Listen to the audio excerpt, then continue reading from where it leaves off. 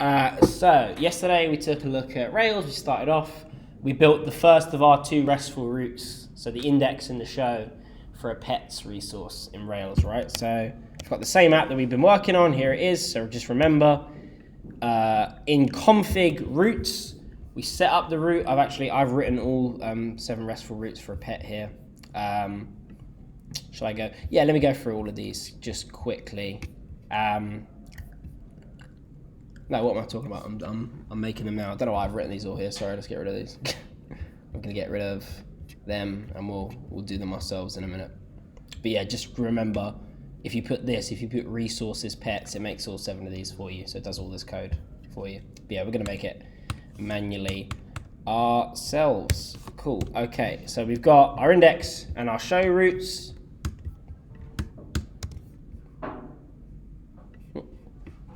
And then we had our model and our database. That was all the same, our views. So this is what the app looks like right now. Start up the Rails server, go to localhost 3000/pets. Cool. Okay, yeah, I'm getting errors because I have not made my edit. Yeah, that's fine. We'll do that in a minute. But yeah, right now, yeah, you remember what it looked like yesterday, right? That's what it looks like now. Cool. Okay, so we're gonna add in today. We'll do all the rest of them. So we'll do the new, the edit, the create, the update, and delete. All right, so let's start with the new. What's the URL for the new? Yeah, /pets/new. It's gonna go to the pets controller, the new action in there. And remember, we can say as, we can give it that prefix name so that, so for example, with pets, because we've named the index URL pets, that means we'll be able to call pets path and it will evaluate to that URL. So the name you give the new is new underscore the singular of your resource. So in our case, it's going to be new pet. So when we want to get this URL, we just call new pet path. Cool. Okay. In fact, I'll set all of them up now. So at least, yeah, I'll set all of them up now. Cool. Okay. So that's that. The edit is going to be /pets/id/edit, right? Because we're editing one specific pet. That's going to go to pets.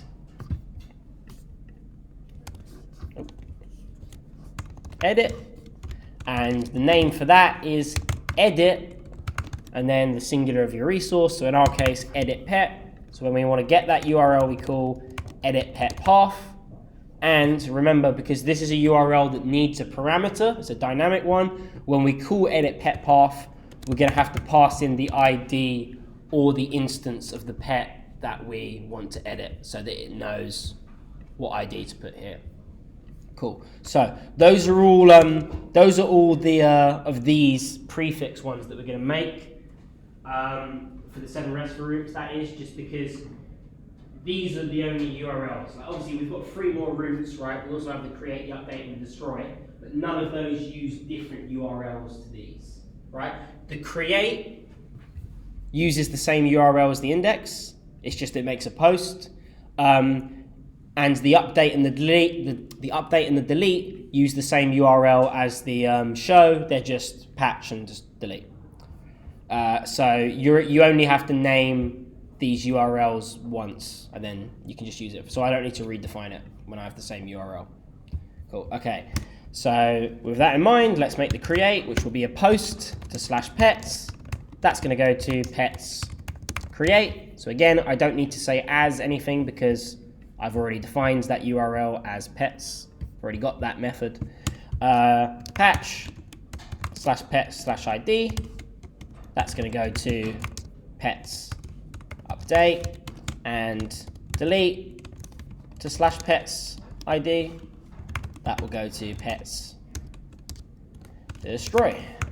Cool. Okay. So we should now be able to look at our views and not have errors. Cool. Okay. That's not very nice. Don't remember writing that. That makes me sad. Oh, some little prick probably did that as a joke. I don't know who did that, but I'm going to have them fired or removed from the course. So that's bad. I remember. Cool. Okay. Yes, cool. So this is what we're going to do. So here's our index and our show, what we did yesterday. Again, doing the same thing as before, we're talking to the model in order to get every pet or a specific pet based on params ID. But again, we don't need to explicitly render the index or the show.html.erb views because Rails will implicitly render them for us depending on what the name of the controller is that we're in and what the name of the method is. So again, it knows I've gone to the index, I'm not rendering a view, it's going to automatically assume I want to render a file called index.html.erb inside a folder called pets in the views.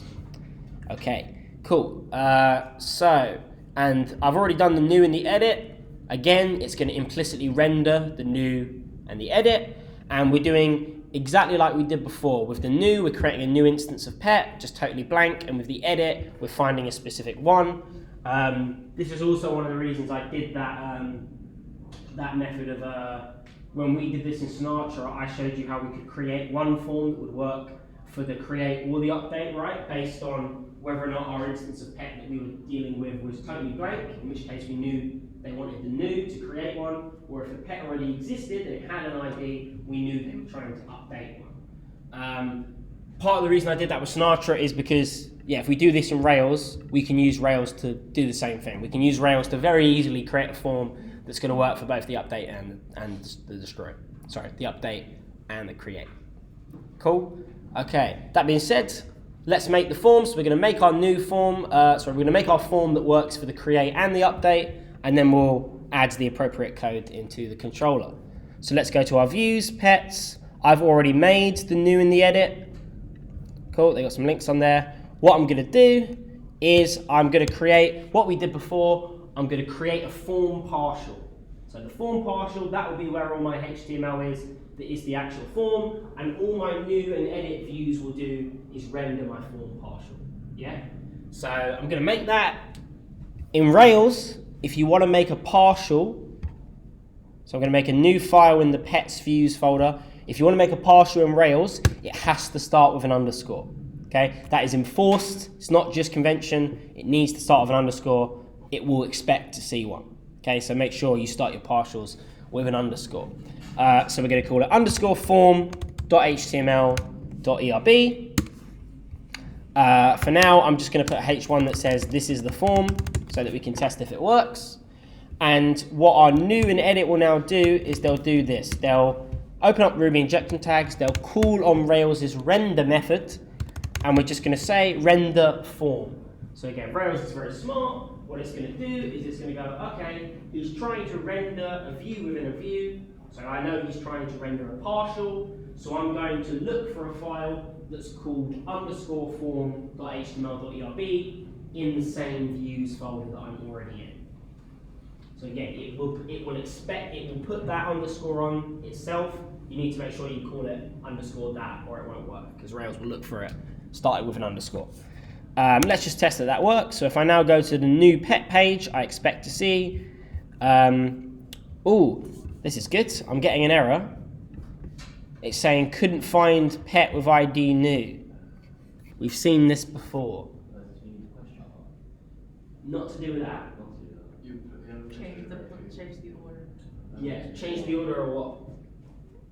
Where the ID is anytime new before ID. Yeah, exactly. Yeah. So remember, because I've defined it, I've got in my pets controller, I've got my show first. So again, it's matching because the URL for the show is /pet/ and then a parameter, exactly like we saw in Sinatra. When I type in /new, it's matching that, and it tries to do this before it gets there. So exactly the same as in Sinatra. We just need to make sure we put our new above our show, and then, sorry, not there. We need to do it in the roots, because in the roots is where we define the actual, we define the roots. This is where we define the thing, right? So again, because I've got my show above my new, it's matching this first, and it doesn't go to there. Everybody still happy with that? Cool. Okay, so again, I just need to move my new above my, if I can remember how to do this. There we go. Whoop. Cool. So I'm going to move my new above my show, and now we should be, okay, that's interesting. I thought they changed this.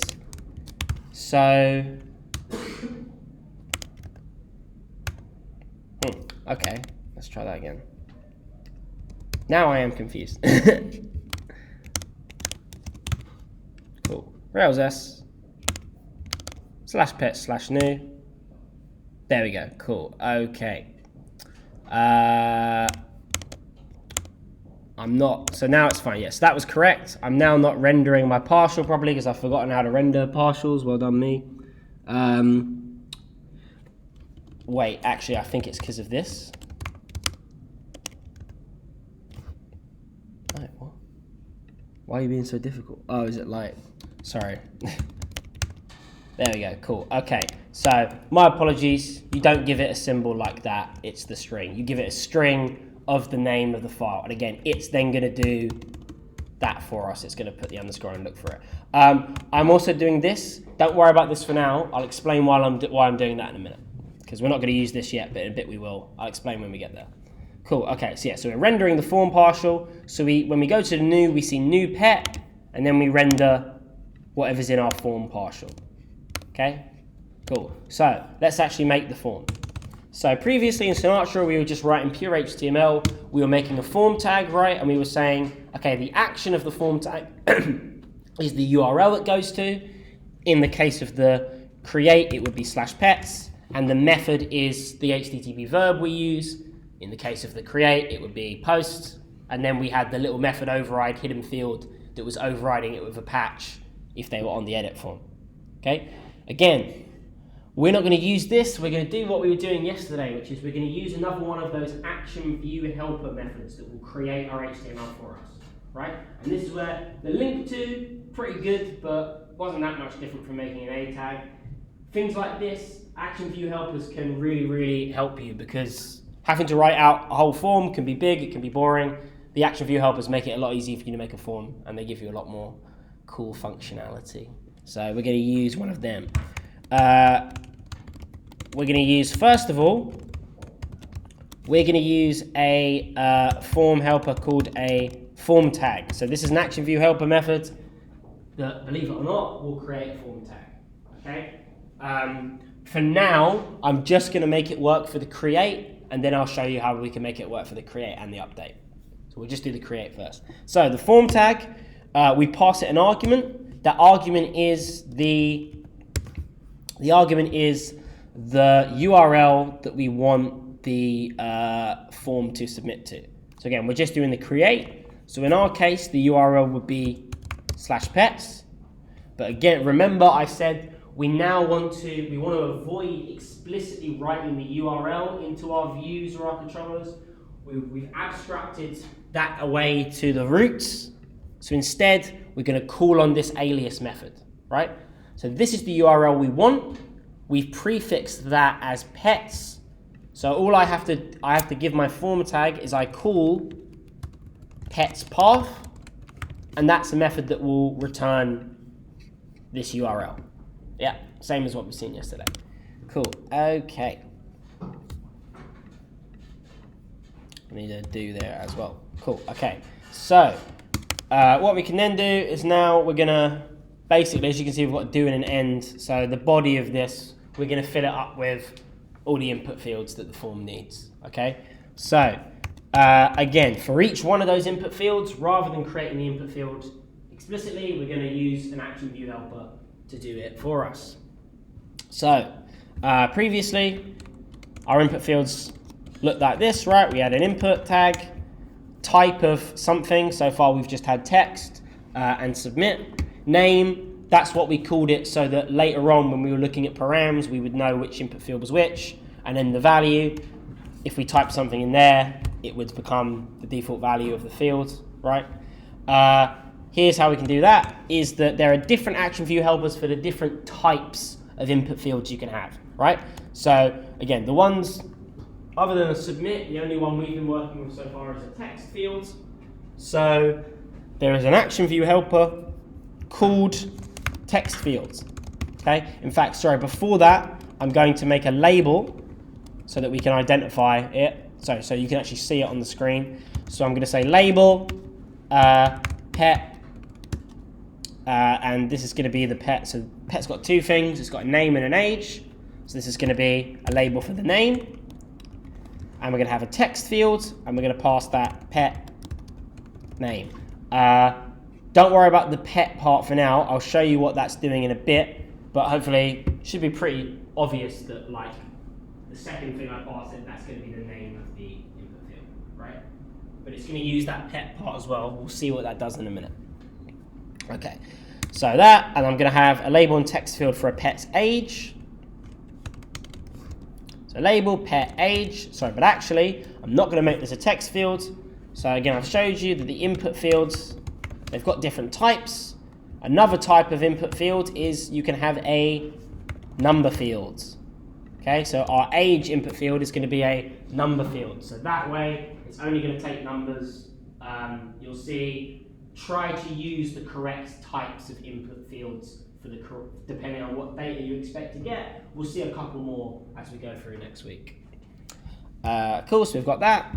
Finally, we're going to make a submit tag, and we can pass this a string of whatever we want the submit tag to say. So I'm just going to have it say save pet. Cool. So you can see also I've only passed the form tag a URL. I've not given it a HTTP verb. By default, this is going to make a form that submits a post request. So again, like eventually we'll make a form that works for both the create and the update. But for now, we're just going to have it work for create. It will have a post request by default. Okay, cool. So that's what we've got. Let's take a look at what that actually looks like. That evaluates to this HTML. Okay, again, I'm going to put some breaks in here just so we can read it a bit better. And there we go. Cool. So you see it's made. Let's look at the actual HTML. You can see, there it is. We've got a form, action is /pets, method is post. It's got all our correct input fields.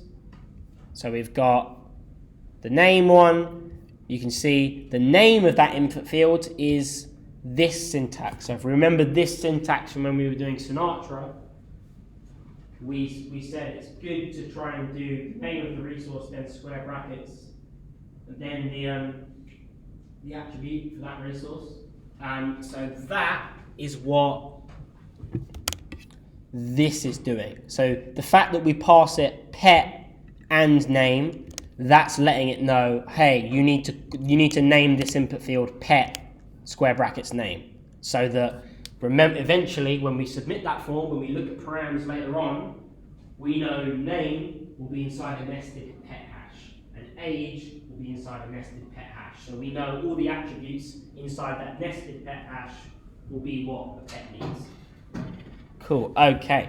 My pet's controller. I'm gonna. Oh, also here's the number field, so you can see you've got a little incrementer. It goes through.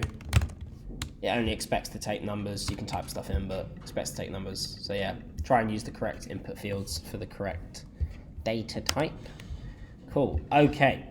So my pet's controller. I'm gonna go to create method, and I'm gonna put a debugger in here. I'm not gonna use pry. I'm gonna use something called bybug. It's not really any different. I mean, it's not literally, obviously it's different to pry, but you can treat it exactly the same. It's just a debugging tool. So again, when it hits there, our code is going to freeze. The only reason I'm using bybug as opposed to pry is because bybug is built into Rails by default. So when you're doing Rails, just use bybug. It's basically the same. You can think of it as the same as pry. It's not going to cause you any problems. Cool. Okay. So now I'm going to submit my form. It's going to make a post request to /pets. So I should hit my create method in the pets controller, and we should go straight into bybug, and we can take a look at params. So let's do that. Name, Waffles, age 10. Save that pet. Cool. So we have hit our bybug. So we're now in bybug. Let's take a look at params. We can see. Ooh. Some weird looking stuff in there. We'll get to that in a second. Okay? So, you see, we've got our nested pet hash. So again, because in the form tag, I said pet name, it made the input field be pet square brackets name. So again, correspondingly, in params, we've got a pet key which has its own nested hash, and inside there is the name, and the value of that is whatever I typed in the name input field, and of course the same for age. So age key, the value of that is whatever we typed in the age input field, same as before. Cool, so that's all good. However, we've also got this weird funky looking thing. Where has this come from? Well, the way Rails works, so the Rails server, the way it accepts requests that aren't GET requests is you would not be able to successfully make like a post request to a Rails server unless you had one of these, an authenticity token that authenticates your request, that says, yeah, this is a valid request from somebody who has made this on our website. It's not a nasty hacker, because some nasty hacker somewhere, they could make a post request or a delete request to our server and access our data. Rails has just made it so like, okay, if you want to make those kinds of requests, you've got to have a token to say that your request is valid. You're only going to get that token if you submit from a form that was actually on the website that came from our server, right? So you'll actually see, if we look at the HTML, you can see that's here. We've got a hidden input field that defines that authenticity token. So that was submitted along with the rest of our form. I never created that, right? I never wrote that into my form, but because I used the form tag, Rails made that for me. So this is what I'm talking about of it's really, really useful, not just because it looks nicer, but or because we're supposed to. It's really important to use the action view helpers as opposed to just writing your own HTML, because there are things like that where there's extra functionality, there's things Rails will do for you. If I just wrote the HTML out for a form, it wouldn't work unless I create my own authenticity token, which I don't want to have to do, and to be honest, I don't have. So use the action view helpers, Rails will do other things for you. So the form, if we use the action view helper for the form tag, Rails will create everything we need. Cool. Other than that, we can just treat it like the same forms we've been working with already. So my pets controller, I'm going to make a new instance of pet by doing pet.create. And again, because I know that nested pet hash in params, that only has a name and an age key. So params pet, this nested hash only has a name and an age, which are parameters I know a pet has. I can just pass it straight to that. Okay? Note this thing here, it says permitted false. Okay? Remember that, we're going to get to that in a second. Cool. Okay, so I'm going to do that. I'm going to do pet.create, pass it the nested pet hash, and then what do we need to remember to do after we create, update, or delete? Yeah, we've got to redirect somewhere. Again, we want to make sure they get sent to a view. So I'm going to redirect them to the show page of the pet we've just made. Okay? The way we do that in Rails is we call a method called redirect. I believe, not redirect to. It is redirect to. Is it? Yeah, cool. Okay, it's redirect to. We'll see if that works. I'm pretty sure it is. Yeah, cool. So it's redirect to, and then again, we could just give it the URL. We could say /pet/ and then interpolate the ID of the pet we want to go to get their show page. But again, we want to use these prefixes instead. The prefix for the show is pet. So what we can do is pet path, and then as an argument, pass it the ID of the pet we want to go to. Okay, so let's give that a try. Let's submit the form and see what happens.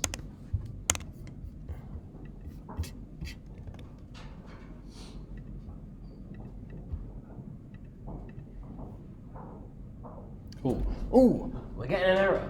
It's saying forbidden attributes error.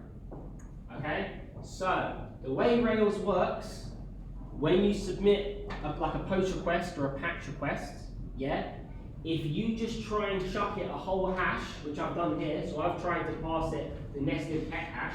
If you try and chuck it a whole hash, it doesn't like that because it thinks, oh, there could be dodgy data in here, or there could be attributes in this hash that this thing doesn't have, which would cause an error. or there might be potentially nasty things in there that we don't want to go to our database, right? So if you want to give, when you're using Rails, if you want to pass active record a whole hash, you need to first permit the parameters that are allowed inside it. So remember I said, I showed you a second ago with the request that it said unpermitted, it said forbidden, it says it here, forbidden attributes error. We've not permitted either of the attributes. We've not said it's okay for a pet to have a name or an age. Okay? So what we now need to do is we need to create another method that's going to permit the attributes that we will allow to go to the database. Okay? So I'm going to make a method. I'm going to put this private keyword here. So I'm going to create a private method. I don't actually have to make this a private method.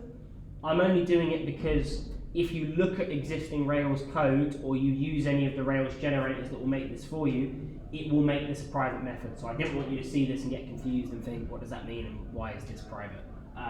So this can be private, doesn't have to be. It should be because it can be. If you can ever make a method private, you should, to be honest. Anyone know what do we mean by a private method? What's a private method? Does anyone know? Yeah. You can't access it outside the class. Yeah, exactly. So we're making public methods, by which I mean, so we've got, our class is called pets controller, right? If I make a new instance of that, so if I said pc equals petscontroller.new, if I called pc.update, that's fine. Update is a public method, which means that when I'm outside of the class, I can create an instance of the class and I can call public methods on it when I'm not inside the class. But, so if I defined a private method called don't touch, if I tried to call pc.don'ttouch, I would get an error. It would say, hey, this is a private method. I can't go outside of the class, create an instance of it, and call it on there. When I'm outside of the class, I can't call this method, right? But if I'm inside one of my public methods, as long as I'm inside the class, I can have that call a private method. That's fine. So when you make private methods, you'll want to be making what are known as helper methods. Okay? They're called helper methods because, again, they're not public. They are never the method that you directly call on an object in order to do something. But if you've got a big task that needs to be split up into multiple methods, you might have one public method, which is what you call on the object, but then the public method will call a bunch of helpers in order to get the job done. Right? You can think of it as like, if you go to a bar and you want to order a cocktail, you can't go, well you could, but you probably get kicked out. You can't go behind the bar and start picking up gin and pouring it in and stuff, right? Yeah, they'd be like, what are you doing? What you have to do is you talk to the bartender. So the bartender is like your public method. You walk up and go, can you please make me a gin and tonic? And the public method of the bartender will go, right, I'll just go and I'll call the private helpers I need, which will be like, give me the gin, give me the tonic, mix them together. So it will call private methods to create the drink, and then it returns the drink to you. Does that make sense? Cool, okay, yeah. So again, at this point, I mean at any point, you never need to make a method private, but we're trying to follow in programming something known as the principle of least privilege. Which means that you want to give people as few options as you can that still allow them to do everything they need. So like if you're a systems administrator, for example, you wouldn't give every single person admin access, right? That'd be silly. So you give everyone the smallest amount of access possible, and if they need more to do their job, you add one bit on at a time. We don't give them everything and then start taking things away, because the more options you give, the higher the chance something will go wrong. So if you can make a method private, if it's only a helper that doesn't need to be called outside of the class, it's best practice, you should make it private. Not the biggest deal in the world right now, but little things like that are what separate okay developers from great developers. It's going that extra mile when we're thinking. Cool. Okay. So I'm going to make a private method. It's going to be called pets params. Okay. So this is where this method, again, it's going to look inside my nested pet hash that I've got from the form submission, and it will permit certain keys in there. So what I'll do is I'll take a look at params, and I'll call a method called require. So first of all, I'm requiring it to have the nested pet hash. So I expect params to have a key called pet, which will be our nested hash, and that nested hash, I'm going to permit certain attributes. In our case, we want to permit a name and an age, right? So that means that I can use that method in order to pass my nested pet hash to active records. Because I'm saying I'm allowing these keys to go through, these attributes to go through. Okay. So now, so we've created, these are what we call strong params or strong parameters, right? Because they're strong, they're safe, we know exactly what's going in. So instead of passing the nested pet hash to pet.create, I'll now call pet params. Sorry, that should be pet params, not pets params. So I'll call pet params, and pet params will check the nested pet hash. If it's okay, if it has, so it will permit the keys in there, and then it will pass the hash on, and then we'll create our new pet with the name and the age. That make sense? Cool. Let's give that a try. So it should now create the instance of pet with them and redirect us to that pet show path. Let's see if that works.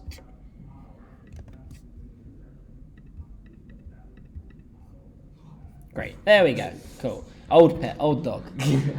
So there we go. We've made it. We've redirected to Wolf's instance show page. Well done to us. Cool. Okay. Any questions on that? On the page we have added and back. Does it been added automatically? Yeah, that's just because when I pre-prepared this, so I made this in preparation. I used one of Rails's generators to generate a bunch of. So I used one of those scaffold generators that I told you not to touch, but I'm allowed. So it's created some of these links for me. We didn't make this yesterday. Yeah. And We don't necessarily need this is just in the layout form that's This is on the show page. So if we look at the show page, you can see the show page for a pet. We've got a link to back that goes back to the index, and we've got a link to the edit. Cool. Okay. Yeah, so we don't necessarily need them. It's just something Rails made for me, and I haven't deleted it. I just left it in. Cool. Okay. So let's now make this form work for both the create and the update. Okay. So right now, the way we're using the form tag, this is only ever going to work for the create, right? Because it's always making a post request, and it's always making it to the index URL or the create URL. Okay. So what we're going to do is I'm going to rename this. I'm going to name this. I'm going to call this old form. So I'll just leave it here for our reference, and I'm going to create a new form. What do you call it? Partial. And here I'm going to call on a different action view helper that will create a form that will work for the create and the update. Okay. And this is called this one is a form 4. Okay, so it's form 4, and then we pass it an argument. That argument will be the instance that this is a form for, right? So in our case, this is going to be a form for a pet. So we're going to give it an instance of pet. Okay, so now I'll come back to that view I rendered. So the partial I rendered. That's what this bit is doing. Is that when I'm rendering my form partial, I'm saying, okay, this is a form 4. It's a form for an instance of pet. This is the instance of pet that it's a form for. Okay, so it knows which instance of pet to look at. And then Rails is smart. It's gonna use the similar kind of thing, the way we use these to solve our problem in Sinatra. Exactly the same, which is if we go via the new route, our instance of pet that we give the form for is going to be empty, right? Its ID will be nil. Whereas if we've gone via the edit route, our instance of pet that we give the form for is one that exists, it has an ID. So Rails is going to look at that, it's going to look at the instance and go, okay, if this instance of pet has an ID, I'm going to create a form that submits to the update route with a patch request. But if this instance of pet does not have an ID, if we've gone via the new, I'm going to create a form that submits to the create route with a post request. So Rails will make a form that works for either the create or the update, depending on which instance of pet we passed it. Okay, cool. So it's more powerful than this one. So always use the form for rather than the form tag, as long as your form is manipulating an instance, right? That's why it's called form for, because the form for it's a form for an instance. This is explicitly supposed to create or update an instance of your model, right? So if you're doing that, you always use the form for. The only reason you use a form tag is if you want to create a form that doesn't have anything to do with any of your instances. So for example, if you had a login form, when you're logging in, you're not creating an instance of a user account and you're not updating one, you're just saying, I've already got an account, please can you log me in? So there's no creating or updating to do with any of our instances. We just want to get a username and password or whatever from the user and check it. We're not going to do anything with that data, we're just going to check it and see if it's valid. That's an instance where you might use a form tag. We'll be doing that next week. So remember that if you're creating a form that's going to create or update an instance of your model, use the form for. It's better, it will work for both. Only use the form tag if you're not doing anything to your instances. Cool. So we're going to do form for pet do, and this actually creates an iteration. So we're going to iterate through. The variable is f, which I personally think is a rubbish iterator variable name, but that's the convention, so we'll follow the convention because we do what Rails wants us to do. And then I'm going to end the iteration down here. And what it's going to do is for each thing that we want, we're going to do f dot something. So I'm going to make the exact same input fields and labels that we had here. So I'm going to do f dot label name. Okay, notice here I said pet name, here I'm just saying name. That's because, again, because this form is very explicitly for an instance of pet, Rails will already know that this needs to be, or not the label, the input field, rather. I'll do the input field next, so I'll do f dot text field name, again. I've not said pet name because this is a form for a pet, Rails knows that this should be pet square brackets name. So the input field will look like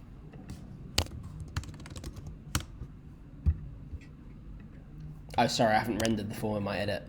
So in my edit, I'm gonna render the form, and again, when I render it, I pass it the instance of pet we're looking at. When we've gone via the edit, the instance of pet will be one that exists, right? So you'll see the HTML form. You can see it says name, pet, square brackets name. Because, again, even though I've only said name, because this is a form for a pet, it's assumed I want to put it in a nested pet hash. Does that make sense? Cool. Okay, let's make the other ones. So we'll do name, f dot number fields, age, and then finally we're going to do an f dot submit. And again, the text I give it will be whatever the text of it is, so I'll say save pet. Okay, that's going to make for us, wait, let me put the brakes in. That's going to make for us this lovely looking form. You can see, again, it's injected the value of the, it's injected this instance of pet's name and age into the forms by default. I didn't tell it to do that, but it knows this is an edit form, so it's done it for me, which is very, very nice. You can see, there it is. The URL of the form is the correct URL. It's the update route for this instance of pet. The method is still post because, like I said, forms can only make get or post. There's nothing you can do about that, but it's put the hidden input fields that will use method overrides to change it to a patch. It's done that for us. Again, it knows to put that in because the instance of pet we've given it has an ID. It knows we need to update it. Okay, so again, it's doing exactly what we did last month, but it's just doing it for us. And it's made the authenticity token as well. Cool. Okay, let's see if this works. We'll fix it. Oh wait, no, sorry. I need to actually make the update in the controller now. So in the controller, I find the instance of pet I want to update, and then I can call pet.update, and again, I'm going to pass it the pet params. Okay, so again, I've whitelisted the name and the age, so I can pass the nested pet hash with them in it straight to update by going via my strong params methods, and that should work just fine. And then I will do the same thing I'm doing with the create, which is I will then redirect to the show page of the pet I've just updated. So let's give that a go. Let's fix this. Click that. It should submit the post request to /pets/1, override that with patch request, get our update, whitelist the parameters, pass them to update, and then redirect us to the show page. Great, there it is. So that's worked. So again, if we use the form 4, it will make the create and the update for us. Very easy, very, very, very nice. But again, it's important that we did what we did last week and we built a form that could do both for us, because otherwise that may as well be magic. The fact that it can do that is mental. Hopefully the fact that we manually did it ourselves last week, you can understand how it's doing it. It's just, again, as long as we pass it the correct instance, we either pass it a blank instance or one that already exists, when we render the form and we use the form 4, Rails will know what to do with it, which is very helpful. Any questions on that? No, cool. Let's do the destroy. So we actually don't even need to make a whole form for the destroy, because Rails makes overriding requests really, really easy. Okay, so let me show you what I'm going to do. In fact, this might even already be on there. Yeah, it is. Cool. Okay, so I've actually already got this line. I'm going to write it out again. So I'll recreate this and I'll explain to you what each part's doing. So I'm going to make a link to. Okay, so remember, a link to will create an anchor tag, right? That creates a link. The first argument I pass it is the text of the link. So I'm going to pass it destroy. This is on the pets index page, by the way. Now, what I'm now going to say is I'm going to give it, the second argument is the href of the anchor tag, right? So this is the URL that I want this to link to. I'm going to give it the URL for the destroy. So again, remember, the URL for the destroy is /pet/ whatever the pet's ID is, which is the same as our ID for our show. So I can use my prefix methods, right? I can call pet path and then pass in the instance of pet I'm currently looking at, its ID. So that will evaluate to the correct URL, right? But I can now do something pretty sick, which is I can tell this link to override the get. So by default, the link's going to make a get request, right? I can tell it to override it with another type of HTTP verb by using this method key. So I can say methods delete. Okay? So that means when I click this link, instead of making a get request, I'll be making a delete request. Okay? So you can directly, very, very easily override things like that. Don't necessarily need to do this, but it's got this here, which I think looks pretty nice. I'm also going to pass it this key called data, which will be a hash. That's going to have a key in there called confirm, which will say, are you sure? You may be able to guess what that's going to do. We'll see it in a second. Cool. So we'll now see on the pets index page, every instance of pet, oh, that's not what I expected to see. It's because this is doing it in a table, in rows, in table cells, which is a terrible way to do it, but that's what Rails does. So I need to put it inside these TDs, otherwise that's why the formatting is all off. Don't use tables unless you want to make something that should look like a table, otherwise it looks like rubbish. Cool, there we go. Cool. So now every pet has got a destroy link next to it. When I click on this destroy link, first of all, I'm going to get a little pop-up that says, "Are you sure?" Okay. So that's what this is doing, right? You can pass it a data object to make pop-ups. When you move on to next mod, you do front-end web development, you'll see if you ever had to do that, do a pop-up, you'd never use something like this. You'd use JavaScript and CSS to make one for you, but it's an option that's available to you. It's quite nice. So then when I click yes, when I confirm, OK, when I click OK and I confirm it, it's going to make a GET request to the correct URL. So in our case, it would be /pet/1. But then it's going to override that with a delete request, which will hit our destroy root. And then when it hits our destroy root, we'll do exactly what we were doing before, which is we'll grab the ID out of params ID, we'll pass that to pet.destroy, so we'll destroy that row from the table, and then we'll redirect to the index URL. Okay, so let's give that a go.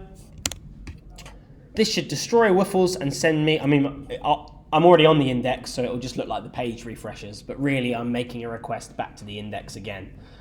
So I'll click that, and you should see I'm now on an index page that no longer has Woofles. Poor Woofles is dead. Cool. So, really, really nice, easy way to create links and then override the request. You don't have to make a whole form just to make a delete button. Pretty cool. Andy, got any questions on that?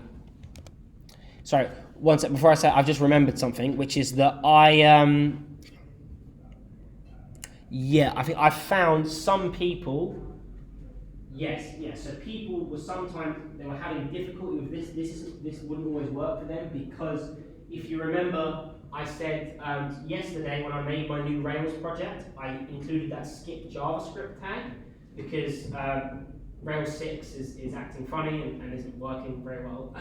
So in order for this to work, unfortunately this uses JavaScript.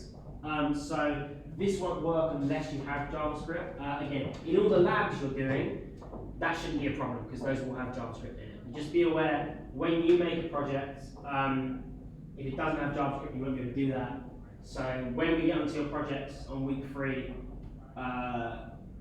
I think Sergio and Anson told a few people this already, but basically you need to install something called Yarn, which should hopefully make Rails new work. So everyone, after this lecture, if you just go away and do, in the terminal, do brew install Yarn, it should hopefully work after that. So if you do that, and then you should then be able to do Rails new without doing skip JavaScript. Just everyone remember to do that now, and you should be fine. And then when you make a Rails new project, from then on, don't include skip JavaScript, and it should be fine. If it doesn't work, let me know. I'll take a look. We'll figure it out. But yeah, it does. It uses JavaScript to make this work. Sorry, what was the question? Yeah. Yeah. Since everything's so abstracted from everything else. Yeah. What is a common sort of well-structured workflow in terms of, do you go to the roots and then your controller and then your form? Like in terms of when you're building it, what do you do in what order? There is no right answer. To me, I would say first of all, models and database first. Always make them first. Doesn't make really any sense to be doing views and stuff if you don't know what your data is going to look like. So I always start off with, again, if you use those generators properly, if you generate a model, it also does all the migrations for you. So I would always, the first thing I do, generate my models, then go in and add the relationships, right? And then add some seed data, then migrate and seed. So I've set up my database with some data. Then I would jump into this thing, which I've not shown you yet, which is if you type Rails console or Rails C, you'll go into clearly we've seen this in the lab. So yeah, so that will send us into the console. So the first thing I'd always do, make your model and your migrations at the same time, seed some data, set up the relationships, seed some data, jump into the console and check that your relationships work. Very important, make sure you do that. Don't take that for granted, because it's easy to screw them up by accident. And then once you've confirmed that, then I would make every route, I would pick one route and do it all at a time. So I would do one route, route, controller, and view, check that it works, move on to the next one. So it's one set. Yeah, exactly. Rather than doing all the routes, then, although obviously, if you know you're going to have all 7 RESTful routes, you can just do the thing I've showed you of. Sorry, wait a minute. We could just do, if you do that, it will do all 7 routes at once. So you can do all of those at once if you want. I would like you guys to make sure you get practice writing them out in full a few times, just so you get practice and you know what this is doing.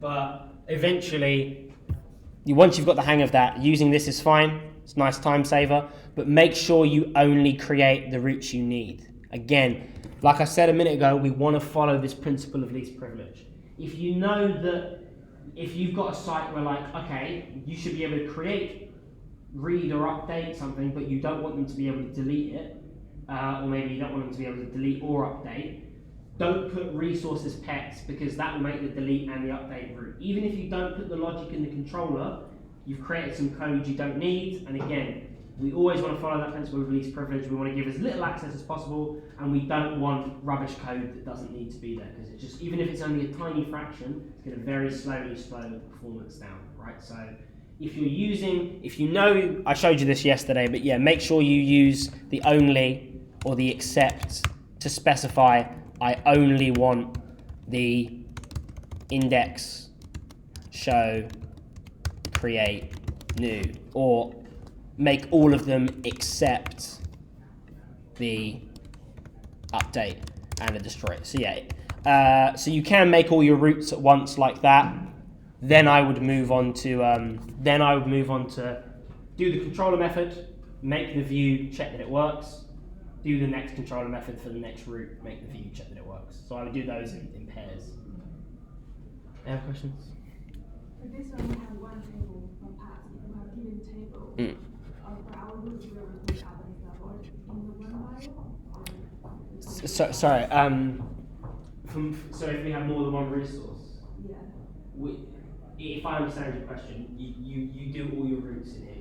Yeah, there's not a separate route file for different resources. You define all of them for every single resource. Yeah. So I could do Monday. We're gonna add in a user's resource. So I would do resources pets and resources users. That gives me all 7 RESTful routes for pets and all 7 RESTful routes for users. Any other questions? But all your controllers are different. Yeah, there'll be different files and stuff. Yeah, same as before, and separate models, separate view folders. Yeah. We good? Wait, just quickly. Mhm. Once you've typed in the resources pass, then Yeah. how do you commit it? Like, say, make me all these seven. This does all of that. Literally, you can think of it as this is actually all of that code. Yeah. How do Yeah. you commit it? How do you persist it? Let it do it. It does it automatically, if I understand what you're saying. Like, You don't have to do it. You just type it in there. yeah, literally, you just type this. It's done. You can think of it as it's written that for you. It's just done. Tell it to do it. No, that's just it. It does all of that. It's Rails. I know it's crazy, but seriously, it looks at because Rails is built on REST, and REST always follows the same rules. It knows exactly what to do. Because you've put resources pets, it knows that your index is going to be that. It knows your new is going to be that. It knows your show is going to be that. Again, if you, for example, we didn't want to look for a pet via their ID, we wanted to do it via their name, we could make our own version of the show instead, but it's automatically going to call the parameter ID, and it also knows what prefixes to call it, and it also knows what controller and method to call, because, again, these are the RESTful names. So again, as long as we follow the conventions, as long as we know what it's going to do, which we do because we know REST very well by now, Rails will figure it all out for us. Yes. So it's just as easy, you just put those two resources and that's it. Yeah, literally, this line of code. So I've commented all my stuff out. I've just got resources pets. I'm going to get rid of users. Everything we're doing works as it did before. So, I know, right? Yeah. It is pretty mad. Yeah. And that's one you can use. Yeah. in a real world scenario, so if we're building Rails, we would use a resource, whatever. Yeah, because again, in the real world, you'd be using that. You'd be using the cool scaffold generators, yeah, to make all the stuff. For our intent purposes, we should do all the. I would write them out a few times at the very least, just so you know, you remember, and you know what it looks like, and you could do it yourself. Yeah. But once you've got the hang of it, feel free to use So resources. in this code challenge. Yeah, in the code challenge, Okay. you, yeah, absolutely. In the code challenge, you can use this, but make sure you use the only or the extend properly. Yeah, you're not going to fail. But if I see, if